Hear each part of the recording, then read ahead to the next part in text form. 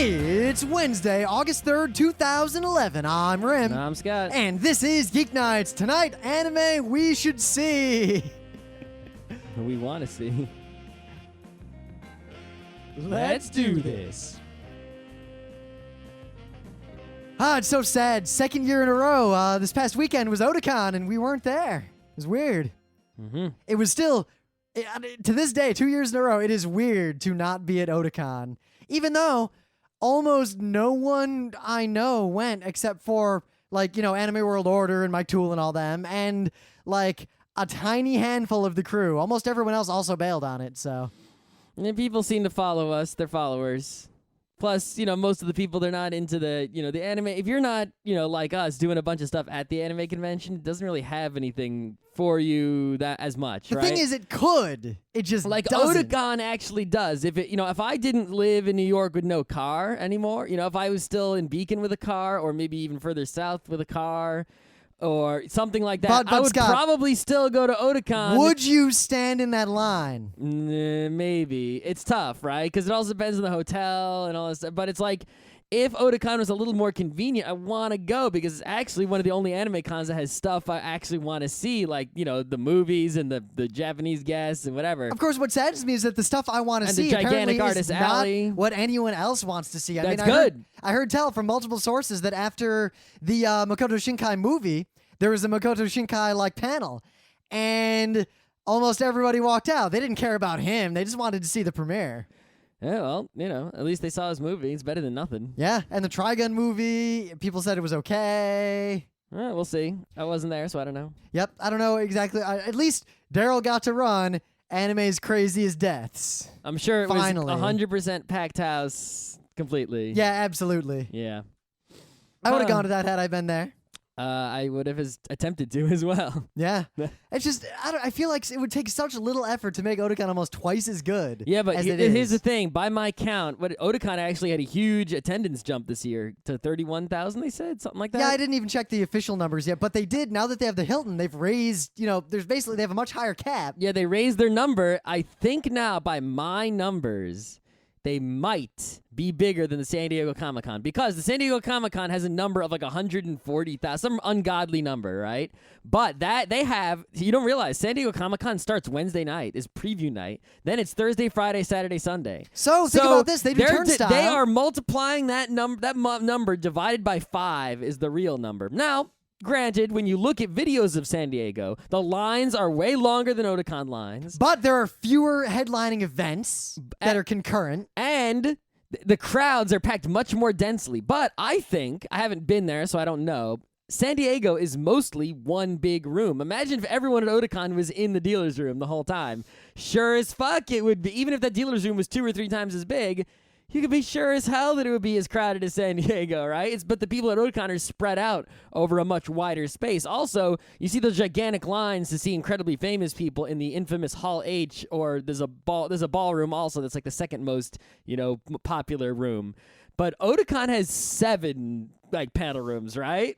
I think there's some ungodly number of panel rooms and some 7 video rooms, and they're gigantic, and there's so many of them. From what I've never been to San Diego, I could be wrong. From what I've heard other people talking about, it seems like they pretty much have the 2 gigantic panel rooms for famous shit and then a bunch of small ones. So I'm actually going to say that by my count, as of now, Otakon is the biggest geek convention in the United States. Yep, I mean, there's a reason why. Possibly the world. There's a reason why when PAX was like, yeah, we're going to have PAX East, and they were like, Boston, we were like, Yeah, and I would go to Otakon if I wasn't doing anything, if it was a little bit more convenient. That's just my personal situation. Yeah, but simultaneously, it's kind of like they're everything's going well for now. Yeah, it's like they could be even better with the smallest amount of effort. It's so simple. Just redo the screening rooms to have people actually talking about the stuff. Mail badges, and have a keynote. Just have, you've got Makoto Shinkai, get him to do a keynote. Yep. Get Mike Toole to do a keynote. Get someone. It doesn't matter. Get the first con chair of Otakon ever. Yeah. The person's not dead, right? Jim Voles should do it, actually. He's probably one of the I more don't know. important. Yeah, he's a great guy, but I don't know what his public speaking skills are like. I think he would do okay. I'm sure he could do just fine, but it's like, is he, an amazing But I mean, like, look at the public difference. speaker? Otakon I haven't gets- heard him public speak. He might Otakon be. gets the A-list of Japanese guests, and yet hardly anyone cares to even see them except to get autographs signed. Just or if don't- they're American voice actors. I would just not bring the non-Japanese guests. No, I would bring them anyway, but I'd bring a little bit less, and more importantly, I would do the one thing that the New York Anime Festival did well, if you forget the fact that they didn't actually have a translator, is... they sell this like big keynote thing, and they promoted the ever-living fuck out of the fact that they had Japanese guests, and they packed that room. They sure did. There is no excuse for Otakon not packing the room of at least Makoto Shinkai. Well, I think Otakon pushes the musical guests harder. Wait, what was Otakon's musical guest this year? I don't remember. Chemistry. Who's Chemistry? I don't know. I'll be honest. I kind of stopped paying attention after Well, no, Laruku. but the thing was, like, Otakon had huge musical guests for multiple years in a row. TMR, like, right? And then, Chemistry may or may not be big, but I haven't heard of them. Of course, we're kind of disconnected from that scene. It's true. I mean, we used to be much more They into probably, the anime. I imagine they did the opener to some anime that's really popular that we don't watch. I mean, remember back in the day when the rumor was I'd always hear people, even at RIT, being like, "Yeah, I heard Otakon got 2 mix next year." Yeah, I'm still waiting for the 2 mix Ayumi.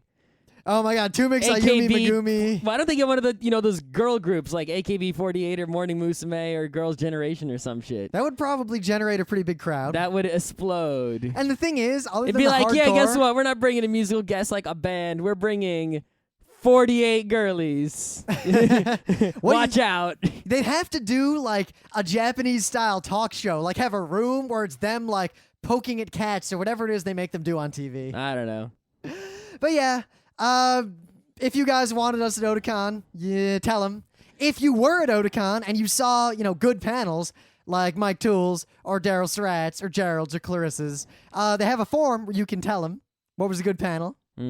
And most importantly, the excuse that Otakon gave years in a row when we tried to get them to get Super Art Fight, which is one of the most amazing performance art that is competitive art. Literal drawing, 2-dimensional art. That would I've be ever epic. seen. It would be epic at Otakon or PAX. Right now, it's epic at Kineticon. But And for it's like, hey, years. it's a great reason to come to Kineticon. We got Super Art Fight, which is the highest class event that isn't at the real conventions. For years, before we were staff on Otakon, when we were staff on Otakon, and after we quit being staff on Otakon, we were like, get Super Art Fight. It would be so ungodly popular. It fills the Kineticon main events, Yep. which is way big. Yep. It's bigger than Anime Boston's, I think. Maybe Seating-wise, I think it is. Equalish. It depends on where that partition at the back goes. Tough I'd have to get some call. numbers. Tough call. Yeah, I'll try to close. figure out if they're It the same. is. It is close. And it's getting bigger next year. Yep. Yeah. Then it will But, definitely be. But their excuse was always, oh, we have Iron Artist. We can't have 2 of the same kind of event. We have a Yep. long working relationship Well, with we Iron heard Artist. that Iron Artist was not at Otakon this year. Yeah, in fact, Super Art Fight, I was talking to them, and I was like, yeah, they told us when we brought it up that it was because they had Iron Artist. He was like, Iron Artist? And then he gets back to me an hour later. He was like, that was definitely not on the schedule. Dun dun dun. So, yeah, I don't know. I don't know. Anyway. But yeah, Super Art Fight, if you want to see him at Kineticon, they'll be there. And if you want to see him at PAX, tell PAX. Go to the PAX forums, make a thread. Because we have told them, so hopefully we'll get them. PAX East, they're Yeah. probably not going to West. It's a little too close to the... I'll bet we could get them to go to West. Yep. The thing is, West... Not right now. The problem is it'd it'd be hard the to fit West. them in because any West is already full to the brim. No, we got to of good push for content. East 012. That's what we're pushing for. Central, London, and the cruise. Right. Anyway. Anyway. Speaking of conventions, right? New York Comic Con is coming up pretty soon. And normally we don't care that much about what's going on at the New York Comic Con. I mean, we'll do like our 1 or 2 panels. yeah. We'll do the walk around, interview some people. But there was just news. Someone's going to be at the New York Comic Con. Oh, I wonder who. You wonder who? I haven't looked at the internet. It's someone that I would wait in a long line to see. I wouldn't pay to get the VIP badge to see them, but I would wait in a long line. Huh. So we're going to see how it goes down. And it's someone who They might go to other conventions, but I've never heard of them being at another convention, at least not recently. I know it's not, but I'm going to guess Lauren Faust because I can't imagine you being more excited about someone. No. Yeah. No. Yeah. No. You know who it is? Rainbow Dash. No. It's not Rainbow I don't Dash. know who it is. I haven't looked at the news. It is Franklin Miller is going to be at the New York Comic Con. Really? Yes, really. I want to go to a Q&A with him. I know, right? What would I'd ask him something about whores. I'd be like, so do you really like the aesthetic of whores? I don't know what his personality is like at all, so it's gonna be. I know it could go You don't any want way. to. You don't want to ask first. I mean, what if he's an Alan Moore?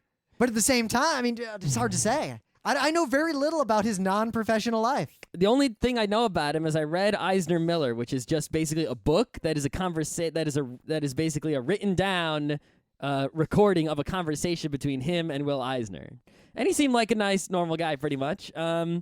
So like you couldn't really tell his personality. He was just a guy who was a comic expert talking about comics. So it doesn't really tell me about him.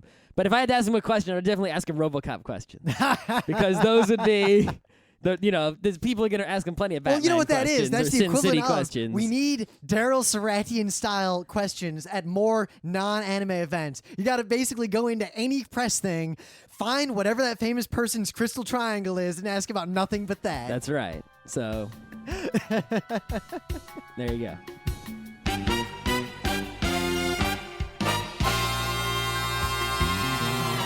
So things of the day. A long time ago, I basically sent VHS tapes that were sent back to me, all of Sailor Moon, all of it, all 200 episodes. Mm-hmm. I watched all of it, and some of my friends watched all of it, and we had an inside joke. This is pre-Front Row Crew. This is like back from the day of 8 people, gaga. And the joke was, excuse me, what time is it now? I've And the never other heard. I've person never would heard say, this. It's 4:30. I've never heard this. And then the before. first person would say, thank you. Toshio! It was this ritual, you know, friend groups, you have like that ritualized, like weird greeting, like, hello. Yeah, I've never heard this one before. This is new Well, to because me. it was my old crew, like a high school. But it was in Sailor Moon. There was this random scene where this guy randomly just starts speaking in English. Are there 3 people speaking in English simultaneously? We're hitting critical mass here on the inside jokes. But so Sailor Moon has a wealth of scenes where random motherfucker speaks English, but it's clearly just one of the Japanese voice actors, and they're always awful. So I submit for your consideration one of those scenes from Sailor Moon. Also, it's kind of sort of an aside, but you'll see this in a lot of anime. Like, what was the old, I hate the Japanese people. All Japanese people are stupid. I don't remember. That was a it was a sub of some show, and a guy just says that in English, cracks an egg over another guy's head. I don't remember. Anyway. So, also, if you haven't seen Sailor Moon at all, ever, it's kind of a trick to get you to look at a YouTube video that happens to that's what Sailor Moon looks like. Like, for real. People don't know what Sailor Moon I don't looks think a like. lot of people who listen to Geeknights have actually seen Sailor Moon. I haven't watched like a whole episode of it, but I've seen plenty of it. I know what it looks like. I can spot it from a mile away. Nah, we'll see. Plus, you probably only really recognize when she is Sailor Moon and she's Sailor Moonin'. No, I know when she's not Sailor Moon. Nah. She looks the same, only without a skirt. She wears jeans and a sweater. Sometimes she wears other things. Was that your thing of the day? That was my thing of the day. So you know what? Sometimes I use a webcomic as a thing of the day, right? Which is also always pretty good. But the thing a lot of people don't know is that, well, I guess they do know. Maybe, I don't know, whatever. Webcomic artists, they draw a lot more than just their webcomic. They make lots of sketches and notebooks all the time. Yeah, like remember, a lot of people don't realize, or at least didn't realize before Atomic Robo, that 8-Bit Theater, yeah, that guy can draw. What? Anyway. Brian Clever can draw? Yeah. I didn't know that he could draw. No, he can. I'll show you some of his art. Really? Anyway. So it's always good if you can go and find, for example, some artists will put they'll make sketches and put them on Twitter, and they'll be on TwitPic. Yep. And some of them, they might be on YFrog, which is the same shit. Some people might put them in like a Picasa or a DeviantArt or a something, right? Well, I found out today from some Twitter links that John Allison from Scary Go Round, right? He has. Oh, I forgot all about that comic. Yeah. I really liked that comic. I'm going to start reading that comic again. So he puts his on Flickr, and he drew some Thundercats that are epic hilarity. Uh-oh. Like, I can't even say hilarious because I mean, just look at this fucking snarf. Oh my God, that hits that pushes all the same buttons that like Kate Beatonart does for me. I know. In fact, Kate Beaton linked it, and I thought it might have been Kate Beaton in the first place, but no, it wasn't. So this is quite the excellent. And it's a whole. You can look through his whole Flickr account. Is my thing of the day, but Oh my God. specifically his. It's full of gems. I can't believe I didn't know this existed. I also He can't has believe 500. I think he has 519 things in his photo stream, but specifically these two Thundercats ones. I can't believe I forgot that webcomic existed. I think when I built my new computer, I just didn't like remake the bookmark, and I just kind of forgot. It's actually kind of weird because if you go to scarygoround.com, it says Scary Go Round presents Bad Machinery. I think the name of the comic is now Bad Machinery. I don't know. I'm not sure what the deal is. Anyway, I will look into that. I actually never read the comic. I just know who the guy is. I am sure there are long archives from the point when I forgot about it and stopped reading that I can catch up on. Yeah, I'm sure the Oh information man, is out there. skeletons. So in the meta moment, the next Geeknights Book Club book is the ear, the eye, the arm. You'll forget what order those are in, probably. The leg and the foot and the toe and the toenail and the toe fungus under the toenail. It came highly recommended. It's a short read. You should read it as soon as You I get gotta a read chance. it by the end of the month because remember, Book Yeah. Club is its own show now, which means we're not going to be waiting for like an appropriate Thursday. We're just going to do one every month. So fucking read the books quickly, people. And by the end of this week, I will have the Foundation episode, which is done, completely done. I just got to type in the shit and put it online. Mm-hmm. I'm just kind of slow about stuff because I've been busy. We put up another one of our PAX lectures, Game Mechanics and Mechanism Design due to popular demand. The third one from PAX East 2011, How to Win at Games, will be up, I'd guess, by the end of the day Sunday. And then, because you fuckers won't leave me alone about it, I'm going to put up another Radio Free Equestria. Jesus. Aren't they? Don't we only have shitty ones though? We have one more pilot. I'm not going to put up the shitty ones, so this weekend we got to record some more video for the real show. Okay. Yeah, but anyway. Yeah, people are like, where's the RFE? It's like, it's not a regular schedule. It was pilots that we made. Yes, we know they were popular. We're testing the water. We're like, we dip our toe in the water and we take it out, and we're like, oh, that was good water. But now there's let's jump in. And they're like, why haven't you jumped in yet? They're hanging from the toe. I'm putting my bathing suit on. I mean, I Hello? upload Game Mechanics and Mechanism Design. One of the earliest posts is, yo, dog, that was cool and all, but where's RFE? Now I know how Yuko felt. Yeah. Whatever. Also, we will be at the Penny Arcade Expo Prime in Seattle, which is the weekend before the holiday weekend this year. Don't fuck that up. It's not Labor Day weekend this year. It's the week before. If you bought the wrong plane ticket, get ready to pay a fine to change the dates on your plane ticket. And if you don't have a hotel reservation, I don't know what to tell you. On Saturday at noon, we are doing Discover the Forgotten Masters. We got to prepare that. Yeah, we do have to prepare that. We are also We've already doing, forgotten the master. We are also doing at 6 p.m. to 8 p.m. I don't know what the room is going to be called. There is an experiment at this PAX, a workshop room for tabletop. All right. We are going to be teaching people how to play.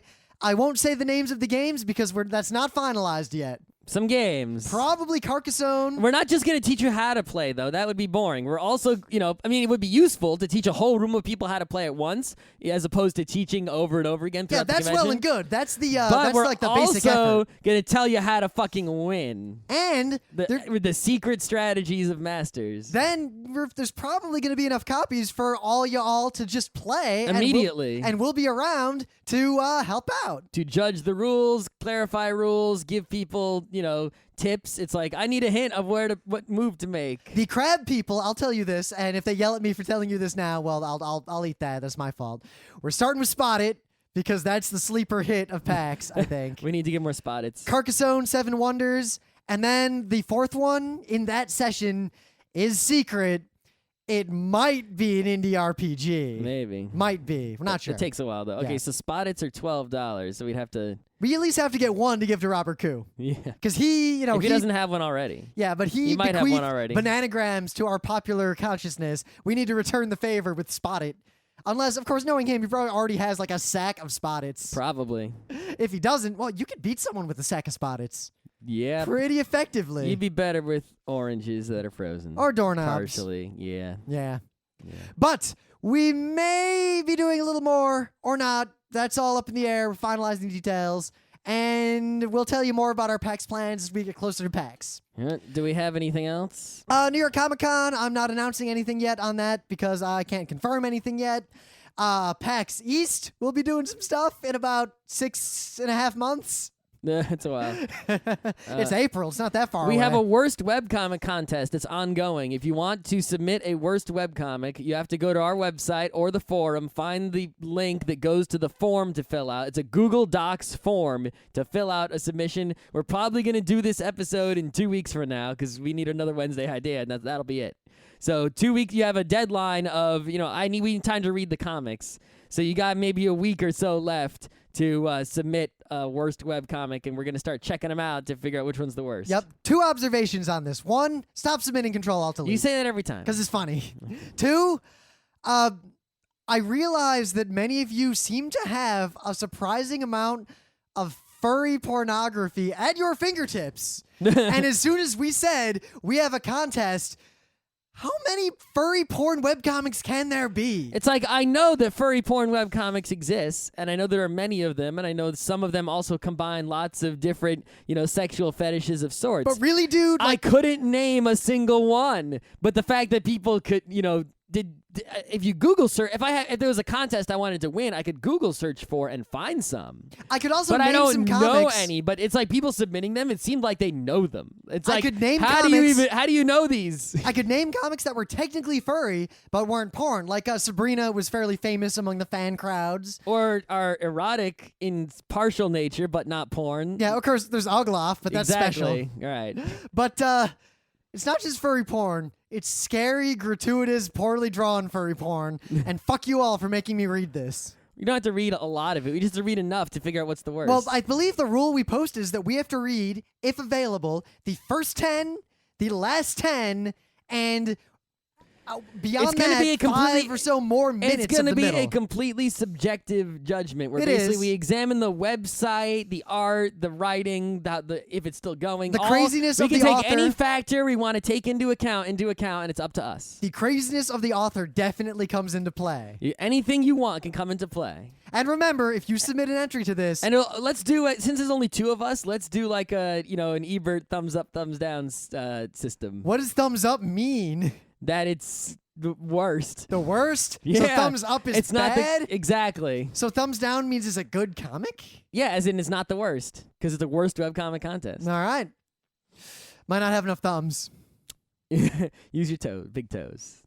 So Scott, what anime are you looking forward to right now? Like, what are you watching every week when it comes out? That number. I don't know if I'm watching it every week as soon as it comes out, but I did watch 3 episodes of that number 6 show. I watched 1 episode and I really like it. It's the first show I've watched in a long time where I watch an episode and at no point during the episode do I think, when's this over?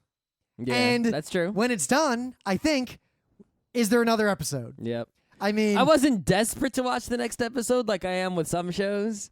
It's not like I'm dying to go home and see the next episode. Like, in Ponies, if there's a new Pony episode, I'm running home on Friday. or like when I first watched Escaflowne or Cowboy Bebop, like I'd finish that VHS tape and I'd sit there stewing on the fact that I had a goddamn month to wait. And there are some shows like, say, Hokuto no Ken, where like I won't rush home, be like, oh, I gotta watch some Hokuto no Ken. But when I was watching it before I finished it all, you watch one and you just keep watching the next one, and you can't stop until eventually you stop. Those shows go in waves. Like after a story arc ends, it's like the spell breaks and I have like a 3-episode gap where I could stop watching. Or there's a recap episode. Yep, but as soon as I get past that, I'm done. All night.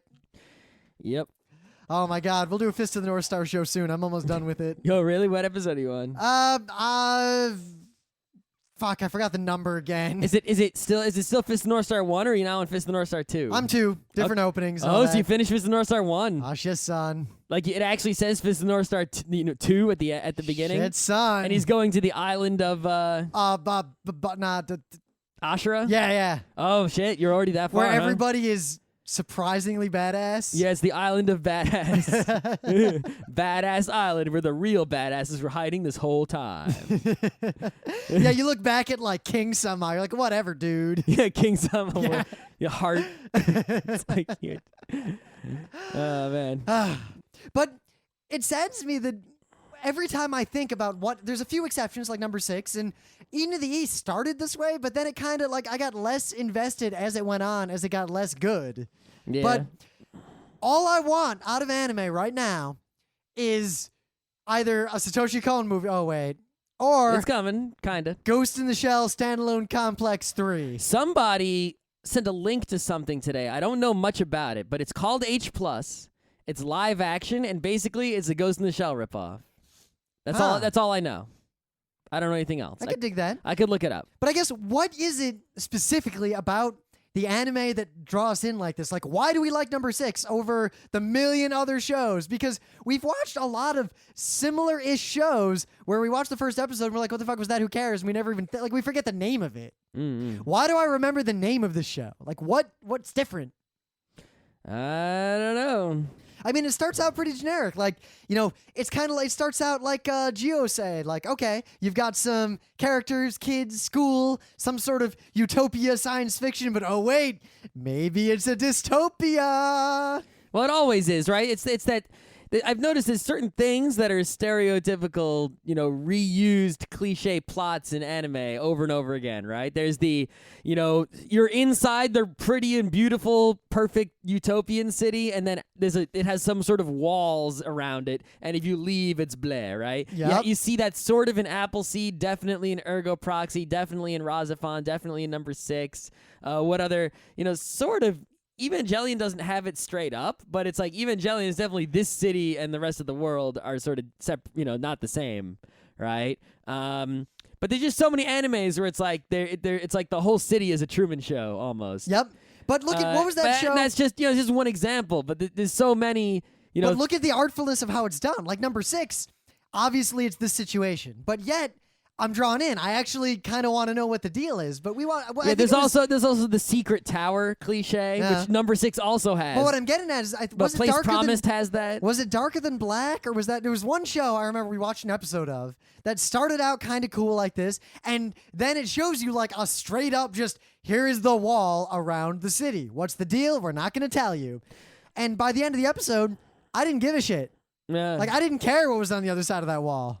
I always want to see someone just, if you're going to do cliches like this, at least take them and turn them on their head. So what right? if the story of Ergo Proxy is really, it sucks outside. The inside is a paradise. The main character is just crazy. That's not a bad one. I would like to see a show like that. I was thinking more like you're outside the city, right? And Big O was another one with city walls. Well, can't spoil. Right. But that's not a secret. But you start outside the walls to begin with, and you see that there's a city that's walled in, and you have no fucking clue what's in there until later. Well, you get that a little bit. Remember in Last Exile when you finally get inside the real people's stuff and you see what their lives are like with their first water and their caviar. Oh yeah, kind of. But it's specifically the enclosed city physical structure is always or the secret tower that's up to something, a ziggurat of some kind, like a Metropolis or Place Promised. Yeah. The same things over and over again in so many different shows, and those always. It seems like there are certain cliches that are usually in good shows, but not always, and certain ones that are usually in bad shows, but not always. I mean, part of it is like I look at the moment when the show, you have that moment of, oh shit, that's what this show is about. Like in Bakano, the first episode, when you're like, all right, gangsters, all right, I can dig this, and then motherfucker gets stabbed, and you realize what the show's really about, and you're like, oh. That's another thing a lot of shows that turn out to be good do, is the very beginning of the first episode is some dark action scene. Maybe someone gets killed, or someone's running and they get shot, or something like that.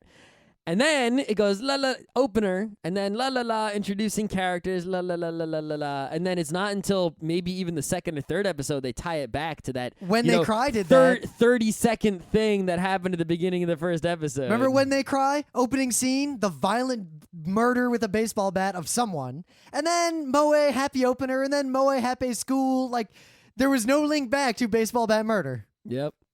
Until later. Until later. You can make a show where you never link back. Well, did you have a thing that happens before the opener that doesn't have anything to do with the real show at all? And just never go back to that. You know what I would do is I would have like the 30 seconds before every opener that would make no sense individually, but could be shuffled and pasted in order to make sense. You'd But have to has do nothing. that But has in nothing front- to do with the actual show. That's what you do in front of a kids show like Case Closed, because then the kids try to solve the mystery. Yeah. Yeah. Okay. So I guess let's put it this way: what would make like right now? Describe like the anime that you would just like lose your shit over. Like you would like leave work early to get home and watch that shit. There's a lot of things that could fit that bill, right? But I think what it would, it really had to be a whole lineup because there's so many different kinds of anime I like. I would need like one to fit every possible thing. Maybe even, and then again, it's like, well, if I can have the world, why don't I have 5 of every category of anime I like? All right. Well, let's go. Why don't I have infinity of every category of anime Let's do I it this like? way then. Let's look at the Ghost in the Shell kind of show because we've both talked at length. I just want to give me Ghost in the Shell 3. Yeah. Well, You don't need to change shit. movie or TV show? TV show. Really? Not another movie? Not another 4-hour-long Oshii? That wouldn't hurt either. Yeah, I'll I want take more. it. There's what I want. You know what? I love you, Mamoru Oshii. If I could change anything about a director other than bringing Satoshi Kon back from the dead, I would make sure that Mamoru Oshii was never allowed to make a live-action movie again because he would be forced to make comedy anime with action scenes. That is all I want from you. The thing he doesn't want to do anymore. I mean, at least Mamoru Oshii making a new Pat Lamore TV series. There you go. Done. Comedy with action scenes. Actually, you know what I would like to see? I'd like to see Oshii go pick up like Urusei Yatsura style shows even. Well, you already did that. Do it again. Do something like that. Pat Lamore. Imagine this. Imagine if Oshii did the next Kitaro. I don't know if that's his style. I think he could pull it off. Eh. Yeah. The thing is, I'd also like to see some team ups, right? Like I could get it's always like, what if we get 2 amazing people together? That Like would be Leiji so Matsumoto awesome. and Daft Punk. Well, yeah, that's a good combo. But it's like, do those combos really work? That in anime at least. In comic books, they often work because you get the amazing writer and the amazing artist. Anime teamed they up. can, but I think it's more subtle. It's not the matter of what they both bring to the table. It's more what like bullshit drama limitations do they bring to the table. I mean, look at Utena. I mean, Ikuhara and Chio Saito together made something awesome that they couldn't have each made on their own. So we can't just go out there and be like, let's get Miyazaki and, fucking Matsumoto together to work on the same thing. It's like, well, that probably actually wouldn't turn out that well. No. Right? But what you could do is you could say, well, why don't we get Leiji Matsumoto To do Lupin the Third. That's not a bad idea. 'Cause I heard- But just to make, say, a Ghibli movie. So he has Ghibli money and Ghibli animators and working for him. Oh my god, I just imagine that. Remember But he just Cagliostro? writes and directs whatever he wants. Cagliostro, the Miyazaki Lupin, the best. Like, I love that movie. It's one of my favorite movies of all time. Mm-hmm. I want to see the same take on the Matsumoto verse. Wait, so I want the so Cagliostro Miyazaki of Harlock. does Galaxy Express? Yeah. We could do that. I would love to see that. That'd be awesome. Oh my god. I wonder what would happen on the space train if Miyazaki was riding it. But the thing is, Miyazaki, he hasn't been doing too much lately. I just want more Lupin too, because Daryl said He's on the downswing. He's got an upswing. What is Ponyo? I mean, Ponyo was good, I really liked Ponyo. but it was no Spirited Away. We need to get back to some Porco Rosso. Yeah, well, I heard a Porco Rosso 2 rumor. Yeah. We don't even need to make wishes. You know what? I If heard. that's true. I did hear from a semi-legitimate source a standalone complex, like for real 3 rumor. Uh-huh. But it was while it was from a pretty legitimate source that I would trust.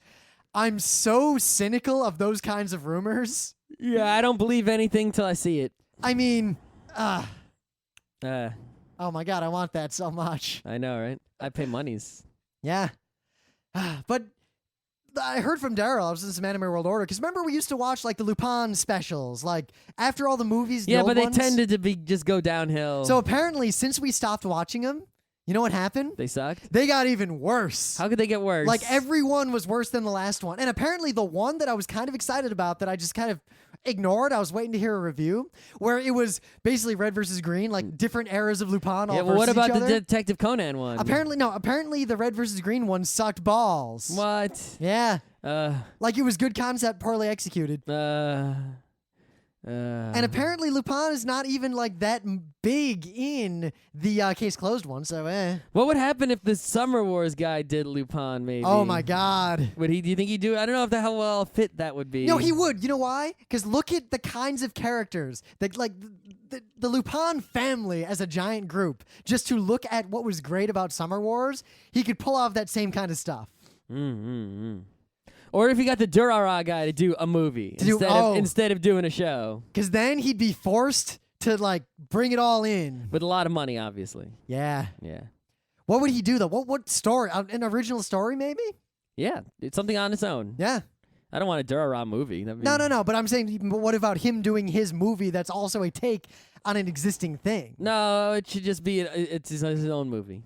Just something original. I want to see, there's too many, as much as I want more Lupins that don't suck, or, another Space Train something, even though nothing will ever be as good as it was, right? It's much better to just have more new original things. Where Hollywood can give me all the sequels in the universe. I don't need more. I need more original, something that doesn't. I mean, I'll ask Ghost in the Shell. I'll take more, but other things, right? I want something new and original. I would take more Lupin because look at James Bond. I mean, like you wouldn't want Otomo to make Akira 2. You'd want Otomo to make something fresh. That's not Freedom and Cup Noodle. That all he did was design a little bit. What about manga?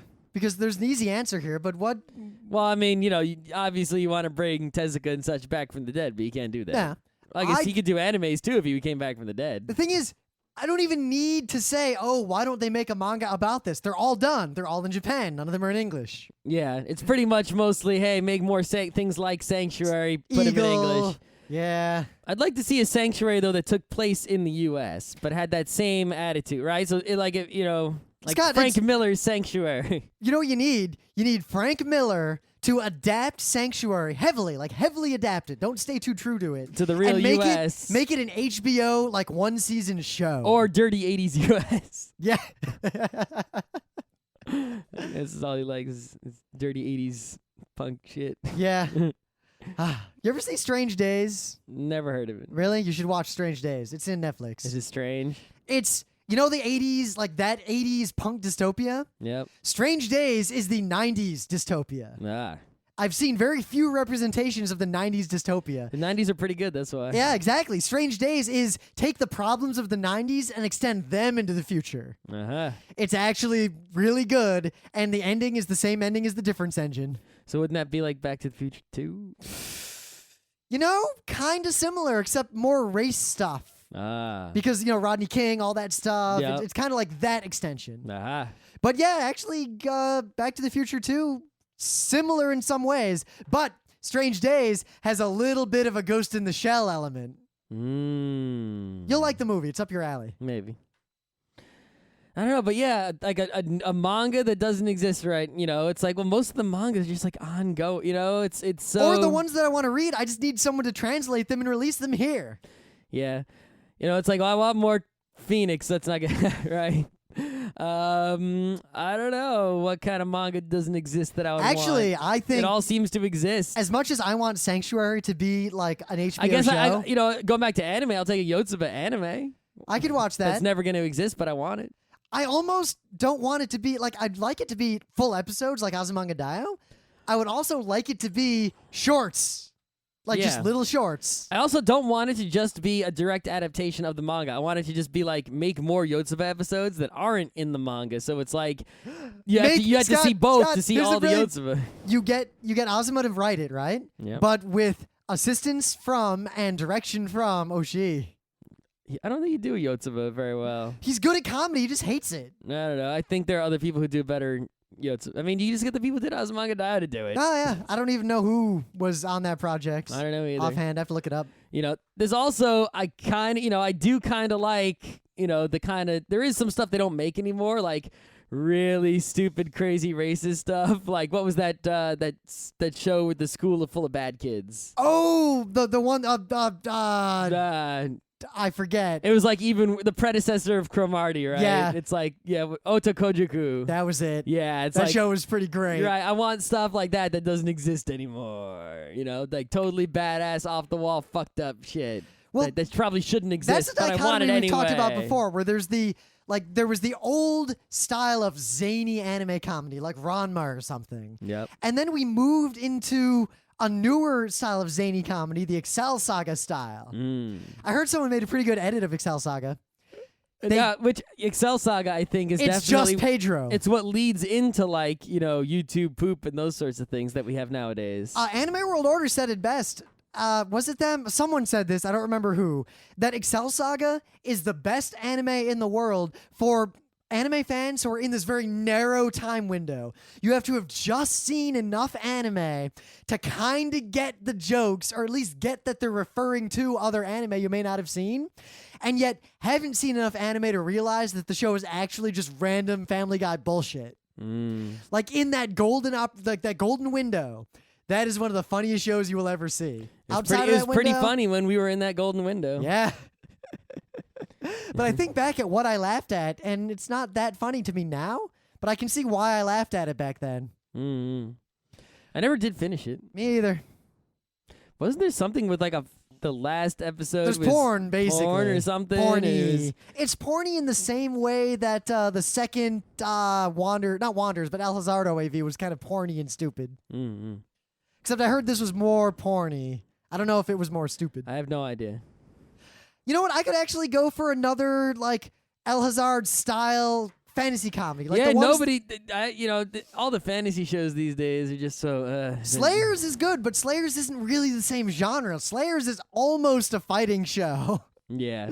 But like El Hazard, not the best show in the world, but the kind of show that's a serious fantasy-esque plot in an interesting original world, and yet is just kind of constant low-level comedy throughout the otherwise serious plot.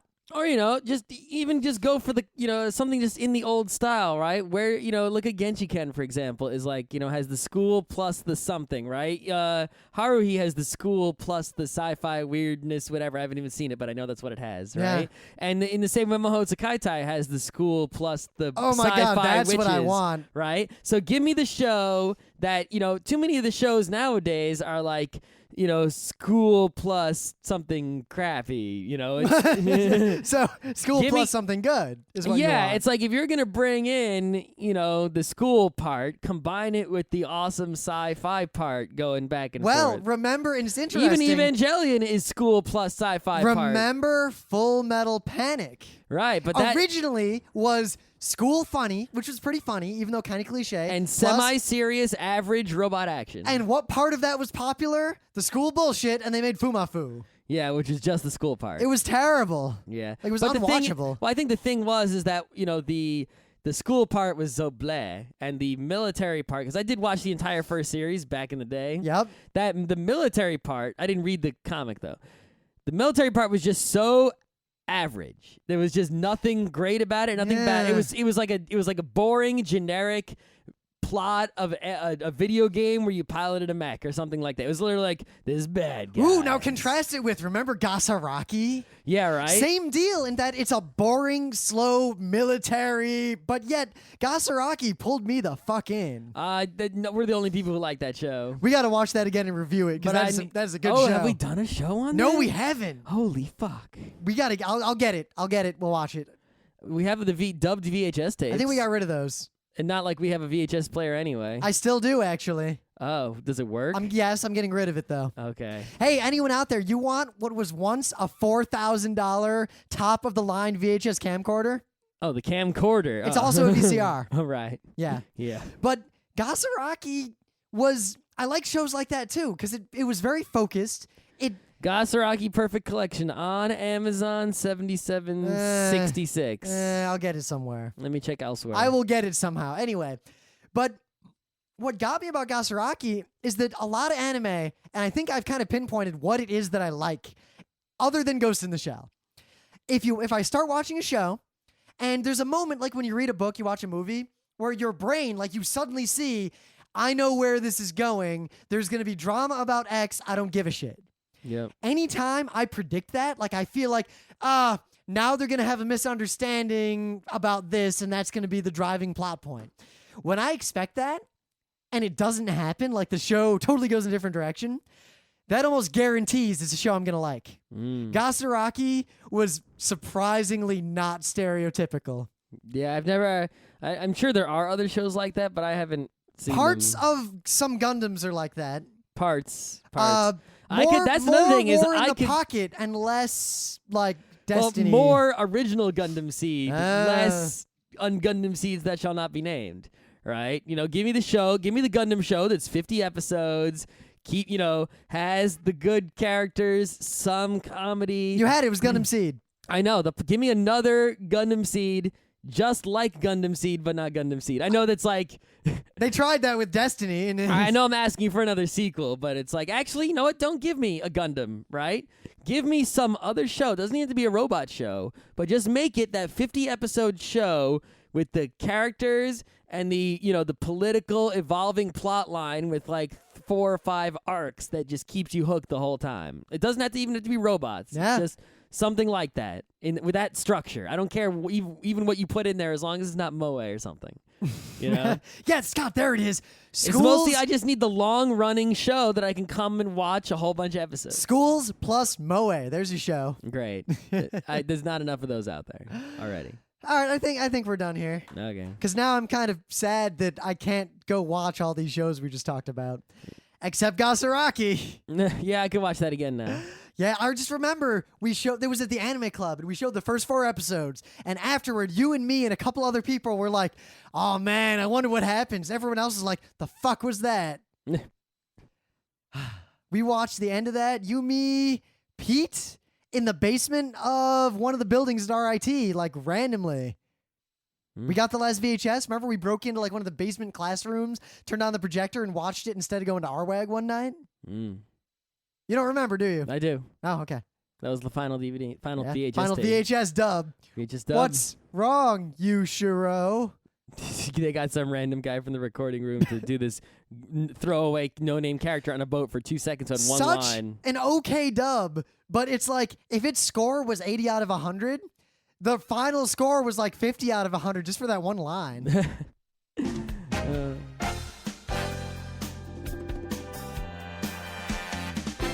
This has been Geek Nights with Rim and Scott. Special thanks to DJ Pretzel for the opening music, Kat Lee for web design, and Brando K for the logos. Be sure to visit our website at frontrowcrew.com for show notes, discussion, news, and more. Remember, Geek Nights is not 1, but 4 different shows. Sci-Tech Mondays, Gaming Tuesdays, Anime Comic Wednesdays, and Indiscriminate Thursdays. Geeknights is distributed under a Creative Commons Attribution 3.0 license. Geeknights is recorded live with no studio and no audience. But unlike those other late shows, it's actually recorded at night.